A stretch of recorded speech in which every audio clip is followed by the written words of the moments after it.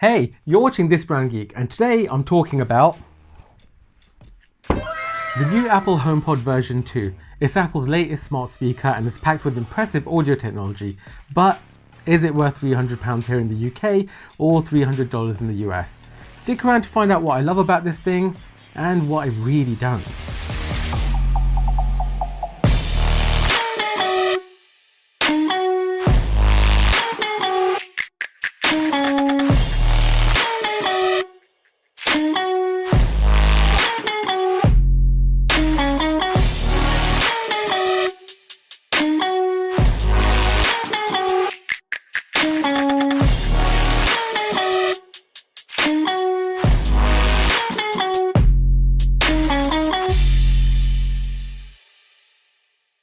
So here it is.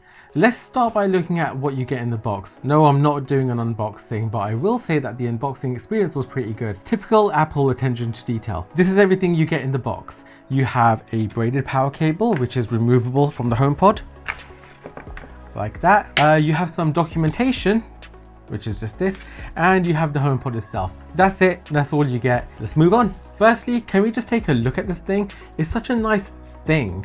I love the design, it fits into any room, it looks modern, it's unobtrusive, it's sleek, it's sexy, it has a nice weight to it. It's very Apple. If you own a few Apple products, you already know what I mean when I say that. It just has this quality finish that a lot of products don't. Even the power cable is braided and color matched. It's really presented well and you've got to appreciate that. It's an expensive speaker, so I'm glad it looks the part. Let's talk about the insides of the HomePod now, then I'll tell you what I think about the sound quality and the features. The new HomePod is equipped with a 4-inch high excursion woofer and an array of 5 beamforming tweeters around its base. The woofer also has a bass EQ mic that dynamically tunes low frequencies in real time, giving you super clean bass. Spoiler alert, they're not lying, the bass is very clean. More on that later. It also has spatial audio and Dolby Atmos to make you feel like you're right in the middle of the action. This I'm not so sure about, and I'll tell you why when we get to that. It's powered by the S7 processor, which is the same chip that Apple uses in the Apple Watch Series 7 with the Apple Watch Series 7. Does anyone else think that's pretty insane? The speaker also has advanced computational audio and room sensing, and it even has a built-in accelerometer for that too. That means that you get the best listening experience no matter where you place it. For those of you who love movies, you'll be pleased to know that the HomePod works seamlessly with Apple TV 4K, so you can enjoy Dolby Atmos audio for a complete home cinema experience. You can buy a second HomePod version 2 and link it to your first HomePod version 2, creating a stereo pair. In my opinion, this would give you a fantastic audio experience, making you feel like you're right in the middle of the action. I think it's a bit bold of Apple to make out that having just one of these connected to your Apple TV 4K would give you a cinematic experience. In my opinion, that's just not the case. Who wants to listen to their movies from a single speaker or location in the room? It doesn't matter how amazing the sound is, it's just not going to cut it by itself. Having two of these would be the way to go if that's your use case. You might also have noticed that I specifically said you can link your second HomePod version 2 to the first HomePod version 2. Yep, you can't link a new version 2 to the original HomePod version 1.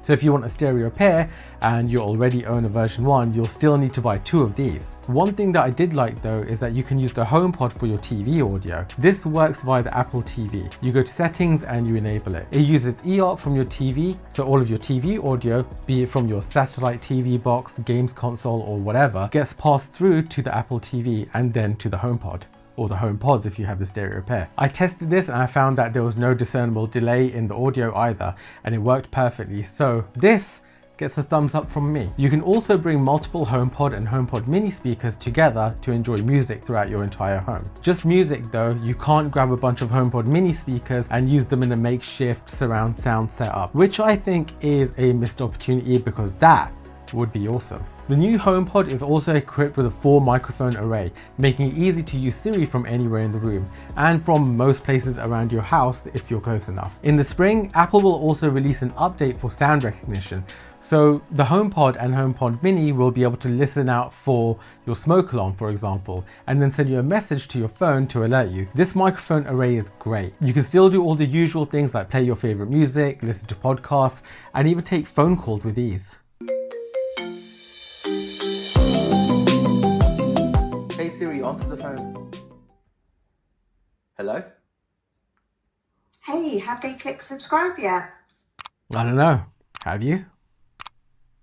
The new HomePod is sold as a premium smart speaker, and it does deliver crisp and clear audio. The sound quality is truly impressive, and its ability to play music at full volume without distortion is a testament to its superior engineering. Honestly, when using it for the first time, I was only going to test it for a few minutes, but then the music started playing and I ended up listening for ages.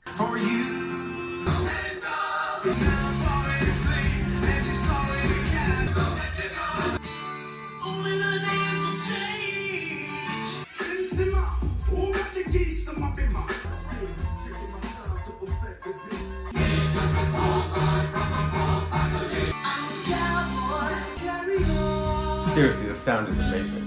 It's really good.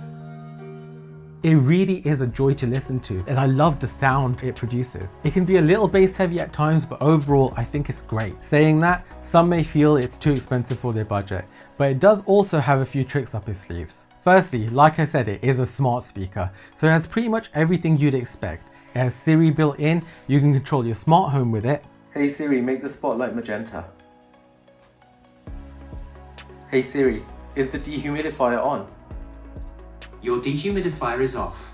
It can act as a thread hub for your Matter devices, more on thread coming in another video. It works as a HomeKit hub, you can use them like intercoms throughout your house, and it even has a built-in temperature and humidity sensor like the HomePod mini. But is this enough? I don't think it is, and here's why. Firstly, Siri hasn't evolved over time. I feel like Apple has given up on Siri at this point. There has been little to no innovation in years, and it shows. Speaking to Siri nowadays feels like you're talking to a relic from the past. When it comes to the smart home and HomeKit, it can feel worse as well depending on your use case. Let's compare native smart home control via Siri on a HomePod to smart home control via an Amazon Echo. Now, if you only buy HomeKit enabled devices, then you're fine. But if you're going to take advantage of smart home devices from manufacturers who do not support HomeKit, you're gonna have a bad time. Plus, HomeKit enabled devices usually cost more than non-HomeKit enabled devices. The Amazon Echo platform is amazing for the smart home because almost all smart home devices work with it, and they work well. Automations are simple to set up and it hardly ever falls over. We have an Amazon Echo in every room, be it an Echo Show or a Dot, and they work so well together, and they've been working perfectly for us for about 5 years now. It's not that HomeKit isn't capable of doing what the Amazon Echo devices can do, it's just that the HomeKit platform has its hands tied behind its back due to restrictions imposed by Apple in the name of security. Sure, you can do what a lot of us do and run a Home Assistant server on a Raspberry Pi or a small form factor PC and then pass all of your non-HomeKit native devices to HomeKit via Homebridge, but not everybody knows how to do that. I'll make a video about that too at some point, so make sure you subscribe. Hence why I said natively, Siri and HomeKit just can't compete when it comes to compatibility. And that's a fact. However, this should change in the future as we move towards every smart home device manufacturer using Matter, which is meant to become the new standard. Kinda how Zigbee was meant to, but then didn't, and round we go. Unfortunately, there is more bad news. HomePods still don't support Spotify via voice. However, you can use Spotify by airplaying to the HomePod or by tapping your iPhone on it while playing music on Spotify.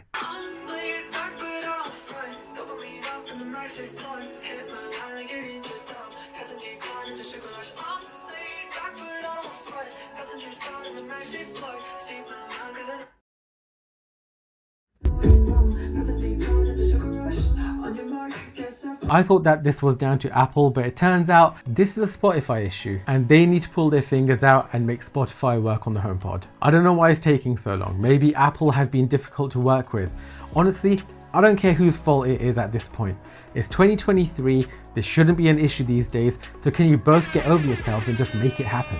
In conclusion, the new HomePod is a speaker that's packed with impressive audio technology, from its room sensing and spatial audio to its integration with Apple devices. It really is something quite special. It sounds amazing, but is still hugely lacking as a smart speaker. However, if you are only buying this because you're deep in the Apple ecosystem and want awesome sound quality for your music, maybe it's worth it for you. And that's it for today's video. Like the video if you found it useful or informative. That will let YouTube's algorithm know that this video is worth recommending to others. Please also consider subscribing if you haven't already. You've been watching This Brown Geek.